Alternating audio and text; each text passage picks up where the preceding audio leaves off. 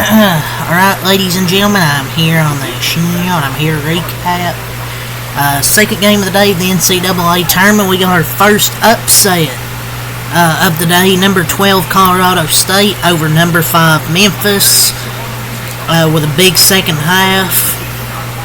Kind of surprised me. I think my bracket I did pick Memphis, but I was kind of like, because Colorado State been playing some really good basketball, just blowing teams out. And they kicked Memphis' ass in the second half. I don't think they had, Chase Hunter in this game. And with the way Colorado State's been playing, I'm not surprised they upset Memphis here. Some of the things that have beat Memphis this year, what's been their two biggest weaknesses? Rebounding. Even though they did out-rebound them in this game, but they let Colorado State get so many offensive rebounds in the second half. Turnovers were an issue. Three-point shooting, defending the three was an issue for Memphis, especially in the second half, getting outscored 47-34 by 13 points. Ncaa Evans was the star in this game. He stepped up big, 23 points, 6 3-pointers. And Nico Medved's club, they were down by 7, but they held true to their stuff. Great decision-making by their guards, and Nick Clifford, how the fuck you say his name? Ncaa Evans, Jalen Lake. He put his team on his back, showed absolutely no fear. It was not Clifford's most efficient game, but he was good on the defensive side. Sometimes there's more to a basketball game. You don't have it on the offensive end, you can bring it on the defensive end. He did, and Ncaa Evans with a massive low taper fade game. And their defense turned up the pressure, got Memphis out of sorts, made them turn it over a lot. And they kind of did look in real danger, low key, no cap. But they began shooting it well. And then they were screwed, was Memphis. Ncaa Evans, 6 of 9. Nice. On 3-pointers. But Penny Hardaway, man, his NCAA tournament record. 2019, they missed the tournament. Obviously, 1 year was canceled. 2021, no NCAA tournament, but they won the NIT. 2022. For second round exit. 2023 first round exit. 2024 they missed the tournament. 2025 first round exit, and probably his best season, first round exit. That conference is really fucking shit. I mean, I can't expect less from a penny-led team, especially with no Chase Hunter, but their two biggest weaknesses got exposed in the second half. You know what they say, sometimes in the biggest games your weaknesses can get exposed, and it was the turnovers and giving up too many offensive rebounds in the second half. I mean, yes, you're missing your starting point guard, one of their leading scorers. I mean, I can't blame Penny for that shit, but when you're having all these second round exits, first round exits, missing the tournament, at some point, man, that conversation has to be had. That was their best season. Wins over Michigan State, UConn, Missouri, Ole Miss, Clemson. And then their point guard gets hurt midway through the league tourney, and then poof, season over. But I mean, they had a lead though at halftime. I mean, terrible second half and blew it, shooting contested threes non-stop, shooting bad shots. Even after State missed some shots, they just took contested 3-pointers. So,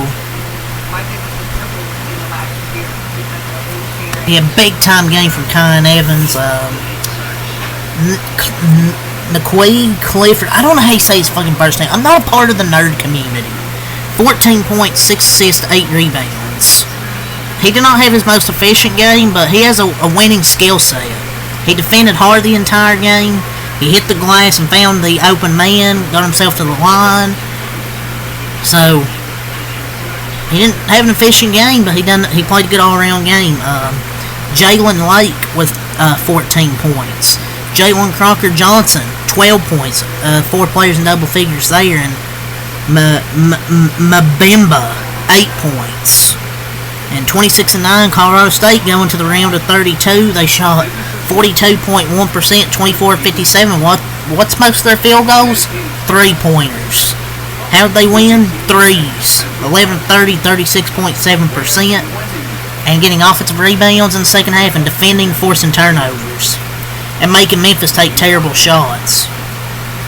And also they were 19-25, 76% from the line, 35 total rebounds, 14 offensive, 21 defensive.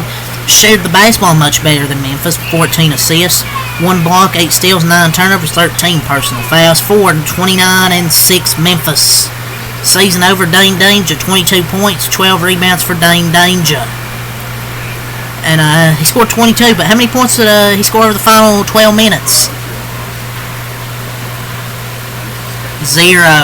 A big goose egg in the final 12 minutes. Penny didn't lose that game, obviously. It is not a Penny issue. I went over the tournament exits. Look, it's not a Penny issue. But the facts remain true. You can't escape those. Everybody wants to excuse things, but as a coach, you do have to adjust and game plan to minimize weaknesses. The roster construction for them was good, but not great. Danger, Hunter, and Haggerty were good gets, but guys off the bench just didn't click, in my opinion. And especially not having Chase Hunter, it was the death of him. But sometimes you have to adjust and game plan to minimize weaknesses, and they did in the second half, at least to me. That's just some of their weaknesses. Was rebounding, turnovers, and Colorado State turned the pressure on and started nailing threes. Colby Rogers had 18 points. PJ Haggerty, 18 points, 6 rebounds for PJ Haggerty.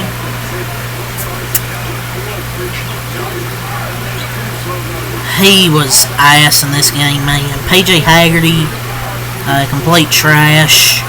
He had 18 points on 7 of 23 shooting.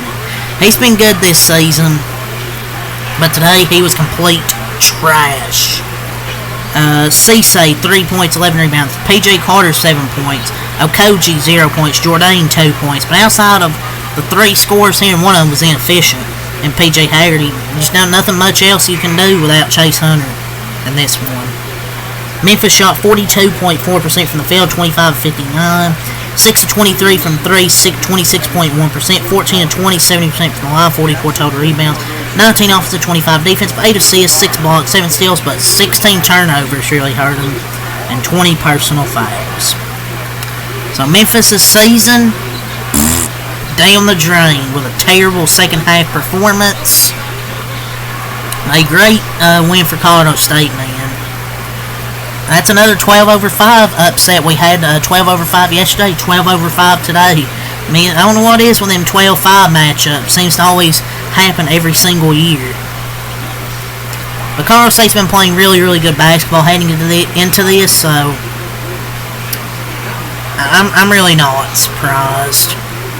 And at least to me, I'm not surprised at all. So yeah, that's really all I got to say for this one. So leave a like, subscribe for more. Peace.